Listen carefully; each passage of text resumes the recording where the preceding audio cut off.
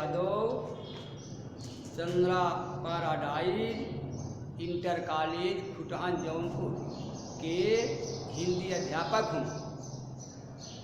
हम पौन दूती का पाठ पढ़ा रहे हैं, जिसमें आज हम छठा पद पढ़ाने जा रहे हैं। अपने बच्चों तथा बच्चियों को शुभ आशीर्वाद देते हुए उनके परिवार का स्वागत करते हैं। आप बच्चे देखेंगे, ये पद वेरी वेरी इम्पॉर्टेंट है, इसका बहुत बड़ा महत्व है बोर्ड के लिए जो हम पढ़ाने जा रहे हैं। अब देखेंगे आप लोग, तू देखेगी जलद तन को जा वही तदगता हो, होंगे लोने नैन उनके ज्योत उत्कुड़कारी, मुद्रा होगी वर बदन की मूर्त सी सौम्यता की, सीधे सीधे वचन उनके सिक्त होंगे सुधा से, नीले फूले कमल दल सी गात की श्यामलता है, पीला प्यारा वसन कट से पहनते हैं फबीला, छूटी छूटी काली अलग मुख की कांति को है बढ़ाती, सदपत्रों में नवल तन की फूटती सी प्रभा है। अब बच्चे देखेंगे, जैसा कि हमने पद पढ़ा दिया है, अब हम शब्दार्थ पर प्रकाश डालने जा रहे हैं। आप जलद तन, जलद माने बादल और तन माने शरीर, यानी बादल के समान सुंदर शरीर वाले। आप देखेंगे फिर तदगता माने तल्लीनता होता है, तदगता माने तल्लीनता, ज्योति माने प्रकाश होता है, उत्कीर्णकारी माने प्रकाश बिखरने वाले, प्रकाश बिखेरने वाले। आगे देखेंगे मुद्रा, भाव, मुद्रा का मतलब होता है भाव। एक मुद्रा माने रुपया होता है, लेकिन हमारे बच्चे रुपया ना समझकर भाव समझें, जिसे हम भंगिमा कहते हैं। और बर, बर बदन, सुंदर मुख वाले, वदन, जहाँ पर वदन रहता है वहाँ हम मुख मानते हैं, और जहाँ पर बदन रहता है वहाँ हम शरीर को मानते हैं। कभी कभी कुछ लोग गलती करते हैं, जहाँ वदन रहेगा वहाँ मुख का अर्थ लगाएंगे, और जहाँ बदन रहेगा, या मतलब बा को लकीर से जो मन चीरा जाता है, वहाँ हम शरीर से अर्थ लगाते हैं। अच्छा, और आगे देखेंगे सौम्यता माने सुंदर, सौम्यता माने सुंदर। आप देखेंगे कांतिमान, सुंदर कांतिमान, और सिक्त माने सींचे हुए, सिक्त का अर्थ होता है सींचे हुए। आगे देखेंगे सुधा माने अमृत होता है, सुधा माने अमृत। अच्छा, श्यामता माने सांवलापन, कट माने कमर होता है, कट माने कमर होता है। फबीला सुंदर दिखाने वाला, फबीला माने सुंदर दिखाने वाला। अलग माने केस होता है, अलग माने क्या होता है, केस होता है। और सदवस्त्र माने सुंदर, सुंदर कपड़े। नयन माने नेत्र, प्रभा माने प्रकाश। इस प्रकार से हम अपने बच्चों को शब्दार्थ पर प्रकाश डाल दिए हैं, और अब हम प्रसंग पर प्रकाश डालने जा रहे हैं। जैसा कि हमने बताया, संदर्भ पूर्वक रहेगा। अब आप प्रसंग पर देखेंगे कि इसमें क्या प्रसंग है इसको आप देखें कि प्रस्तुत पद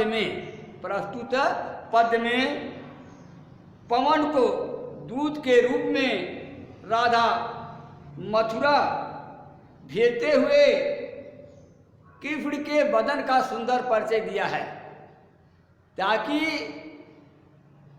श्री कृष्ण को पहचानने में पवन दूतिका को समय न लगे। इस प्रकार से बच्चों प्रसंग हो जाता है।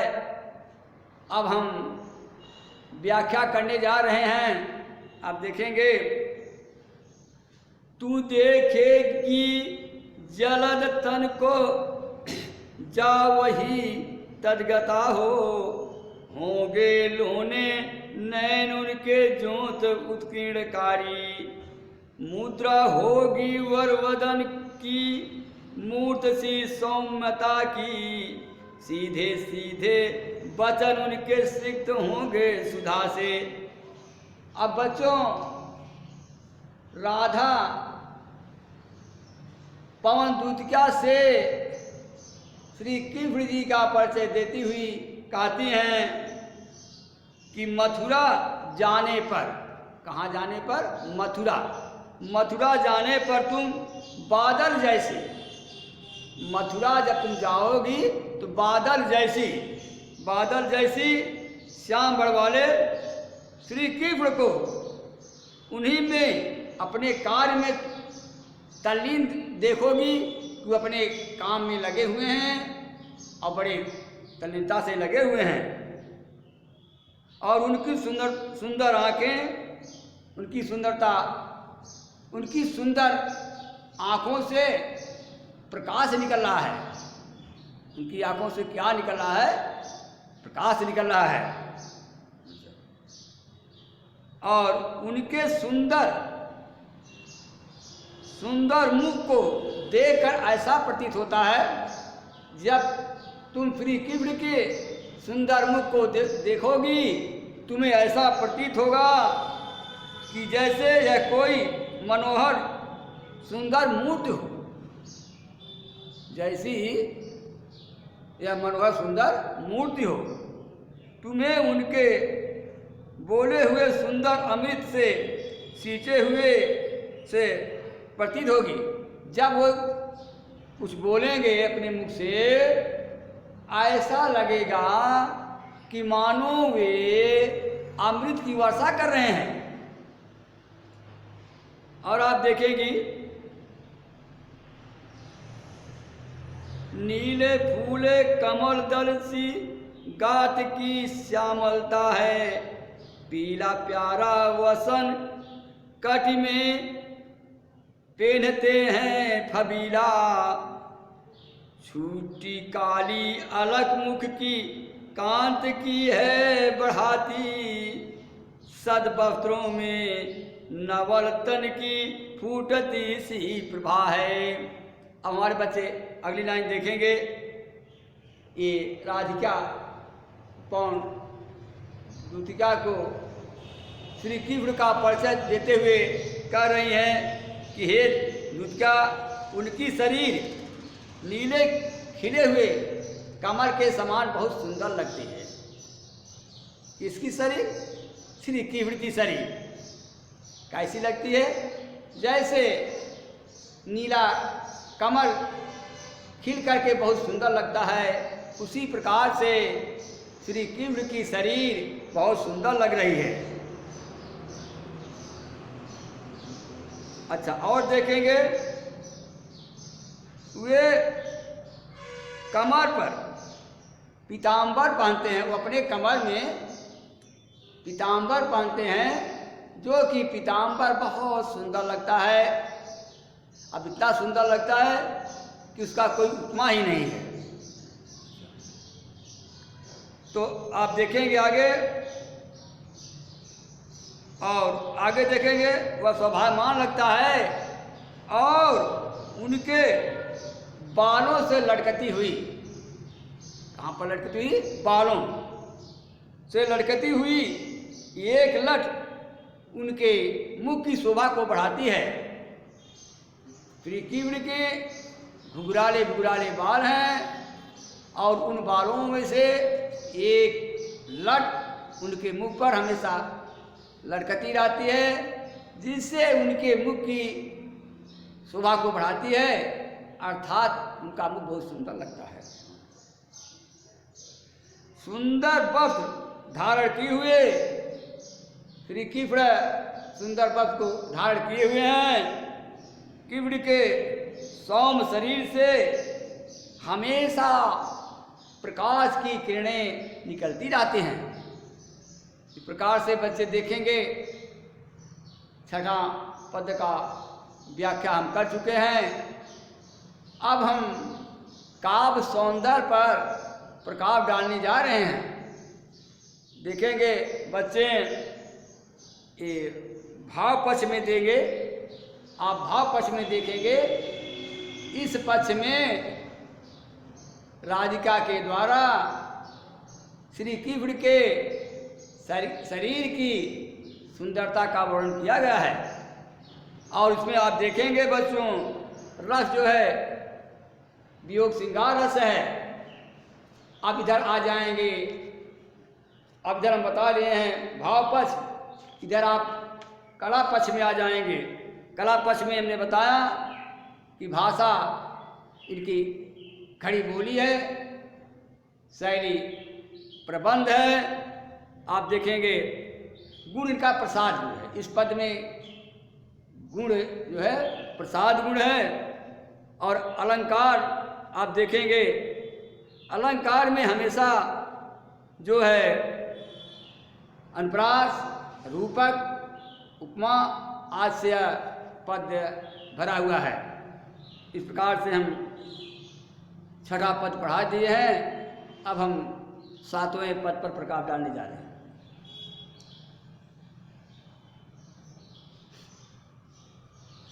सातवां देखेंगे आप,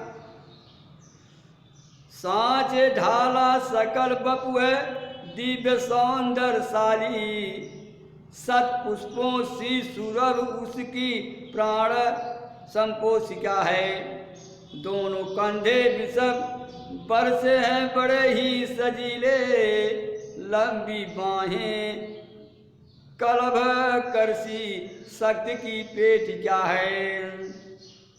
राजाओं सा सिर पर लसा दिव्य अपीड़ होगा, शोभा होगी उभय श्रुत में स्वर्ण के कुंडलों की।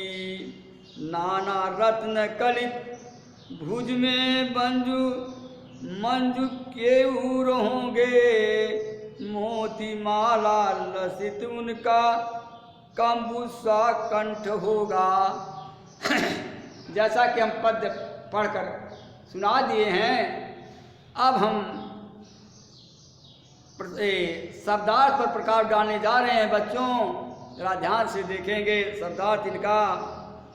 आप सकल माने संपूर्ण होता है, और बप माने शरीर, बप माने शरीर।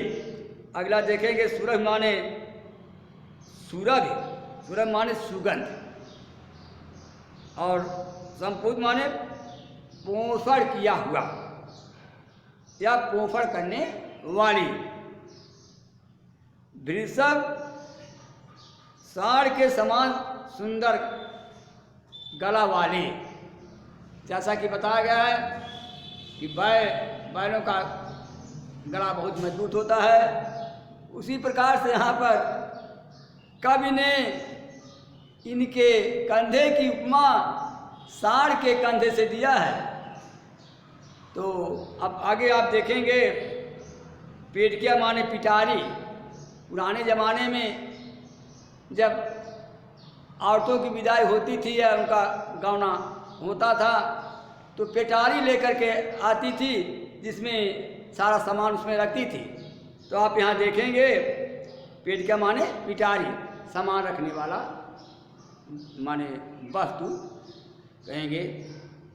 और उसके बाद आगे देखेंगे आप मुकुट माने, आप जानते हैं कि जो राजा महाराजा मुकुट लगाते हैं।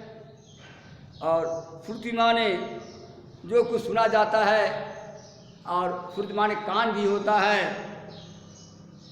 केऊर माने ये जो केऊर कहते हैं, भुजबंद कहते हैं, जो कि पहले ज़माने में औरतें अपनी भुजाओं में पहनती थी। उसी प्रकार से कीव्र भी सुंदर केऊर, जिसे हम भुजबंद कहते हैं, अपने बाहों में हमेशा पहने रहते थे।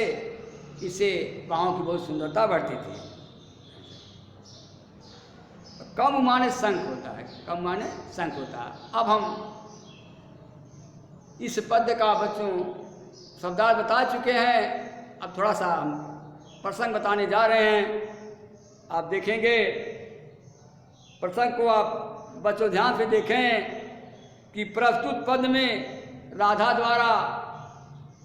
द्वारा देखेंगे कीव्र की शोभा का वर्णन किया गया है, और साथ साथ उनके कलाई की भी सुंदरता का परिचय दिया गया है। अब हम व्याख्या देखेंगे बच्चों, व्याख्या देखें आप। सांचे वाला सकल बपुए दिव्य सौंदर्यशाली, सत पुष्पो, सत माने सैकड़ों पुष्प वाला, सत पुष्पों सी सौरभ उसकी प्राण संपेत क्या, दोनों कंधे वृषभ बरसे हैं बड़े ही सजीले, लंबी बाहें कलब करसी शक्ति की पेटिका है। अब आप बच्चों देखेंगे, जैसा कि बताया कि सांचे ढाला सकल बपु है, सांचे ढाला सकल बपु है, दिव्य सौंदर्यशाली, सतपुष्पों सी सूरभ उसकी प्राण संपोषिका है, दोनों कंधे वृषभ वर्ष हैं बड़े ही सजीले, लंबी बाहें कलब करसी सत की पेटिका है। राहत पर ध्यान देंगे तो इरादा पवन दूतिका से श्री कीव्र के सुंदरता का परिचय देती हुई कहती हैं कि उनका संपूर्ण शरीर सांचे में ढाला हुआ है। किसका संपूर्ण शरीर सांचे में ढाला हुआ है? कीव्र का। राधा पवन दूतिका से कहती हैं कि हे पवन दूतिका, जब तुम उन्हें देखोगी तब उनकी शरीर ऐसी लगेगी कि मानो वह शरीर सांचे में ढाली गई है। उनकी शरीर जो है सांचे में ढाली गई है। कहने का मतलब उनकी शरीर बहुत सुडौल है, जिसे देख करके अलौकिक सौंदर्य के दर्शन का आभास होता है, अलौकिक दर्शन प्रतीत होता है, और उनके शरीर से निकलने वाली सुगंधित पुष्पों, पुष्प माने फूल, पुष्पों के सदृश सुगंध प्राण का पोषण करने वाली होती हैं, अर्थात बहुत अच्छी लगती हैं। और एक चीज़ और देखेंगे कि वह आह्लादित करने वाली होती हैं, जिससे मन बहुत अच्छा हो जाता है, हृदय जो है प्रफुल्लित हो जाता है। और उनके कंधों को देखने से ऐसा प्रतीत होता है, उनके कंधे इतना सुडौल सुंदर हैं, मजबूत हैं, कि ऐसा प्रतीत होता है कि जैसे उच्च कोटि के सांड का कंधा हो, जैसे उच्च कोटि का सांड का कंधा हो। और उनकी बाहें बहुत सुंदर सुडौल हैं। उनकी बाहों को देखने से ऐसा आभास होता है कि हाथी के सूंड जैसे लंबे और मजबूत हैं, और ये सज का पिटारी हैं। अब आगे आप देखेंगे, बच्चे, हमारे बच्चे देखेंगे कि राजाओं सा सिर पर लसा दिव्य अपीड़ होगा, शोभा होगी उभय श्रुत में स्वर्ण के कुंडलों की, नाना रत्न कलित भुज में मंजू केऊर होंगे, मोती वाला लसित उनका कंबुसा कंठ होगा। अब बच्चे आगे देखेंगे कि जो है उनके मस्तक पर, किसके मस्तक पर? श्री कृष्ण के मस्तक पर, श्री कृष्ण के मस्तक पर बच्चों राजाओं के समान अपूर्व सौंदर्य से युक्त मुकुट दिखाई देगा। अर्थात श्री कृष्ण राजाओं की तरह सुंदर मुकुट को धारण किए हुए हैं। उनके दोनों कान मनोहर स्वर्ण कुंडलों से सुशोभित होते हैं। कहने का मतलब यह है कि अपने दोनों कानों में वे सोने का सुंदर कुंडल पहने हुए हैं। इससे उनके कान की इतनी सुंदरता बढ़ जाती है कि उसके आगे कोई उपमा है ही नहीं है, उपमाएं फेल हो जाती हैं। और देखेंगे अपनी दोनों भुजाओं में रत्न जड़ित भुजबंद धारण किए हैं और शंख जैसी सुंदर और सुडौल दिखाने वाली उनकी गर्दन है। उनका गर्दन कैसा है? जैसे शंख सुडौल सुंदर रहती है, उसी प्रकार से श्री कृष्ण के गला बहुत सुंदर है। और जैसा कि आपको पढ़ा चुके हैं कि हमेशा श्री कृष्ण मोतियों की माला पहने रहते हैं और उनके मोती की माला जो है गले की सुंदरता को बहुत बढ़ा देते हैं। इस प्रकार से हम इस पद का व्याख्या कर चुके हैं। अब हम अपने बच्चों को का सौंदर्य बताने जा रहे हैं। इसमें हमारे बच्चे देखेंगे भाव पक्ष। कौन पक्ष? भाव पक्ष। भाव पक्ष में देखेंगे कि राधा के कथन के माध्यम से श्री कृष्ण के संपूर्ण शरीर के सुंदरता का वर्णन किया गया है। आप देखेंगे जैसा रस में कोई वियोग श्रृंगार रस, इधर बच्चे कला पक्ष में आएंगे। कला पक्ष में भाषा का खड़ी बोली शैली प्रबंध शैली है। और आप देखेंगे अलंकार इनका है, उपमा और अनुप्रास अलंकार है।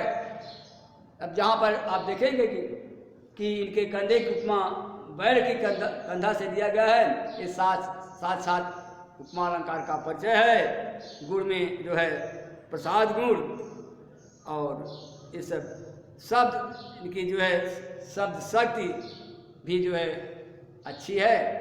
अब यहीं पर जो है दूसरा पद समाप्त हो जाता है।